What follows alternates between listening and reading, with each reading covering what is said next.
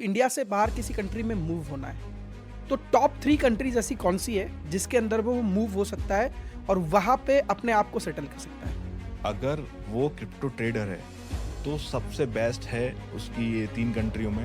एक तो मैं यूएई को लूँगा, थाईलैंड को लूँगा और सिंगापुर को भी ले सकते हैं। क्यों यूएई? इसलिए यहाँ पे आप चाहे क्रिप्टो ट्रेडिंग करो या इन्वेस्टमेंट करो या फॉरेक्स ट्रेडिंग करो, वो लीगल भी है और ज़ीरो टैक्स है। थाईलैंड में 2029 तक क्रिप्टो ट्रेडिंग को ज़ीरो टैक्स कर रखा है, टैक्स फ्री कर रखा है। बहुत कम कंट्रीज़ है, बहुत सारी डेवलप कंट्रीज़ हैं, उसने क्रिप्टो इन्वेस्टमेंट को कर रखा है, लॉन्ग टर्म इन्वेस्टमेंट को टैक्स फ्री कर रखा है, जैसे कि हो गया जर्मनी, स्विट्जरलैंड, एल सल्वाडोर हो गया। तो इसने जो टैक्स फ्री कर रखा है वो लॉन्ग टर्म इन्वेस्टमेंट को कर रखा है। मान लो आज आपने खरीदा, 12 महीने बाद सेल किया तो टैक्स फ्री है, बट अगर आप ट्रेडिंग कर रहे हो तो टैक्सेबल है। बट केवल यूएई और थाईलैंड ही कंट्री है जहाँ पे क्रिप्टो ट्रेडिंग पे टैक्स जीरो है। तो आपने बोला दुबई शिफ्ट हो जाए, बट अगर वो दुबई से ट्रेडिंग कर रहा है, तो क्या उसको इंडिया में टैक्स लगेगा?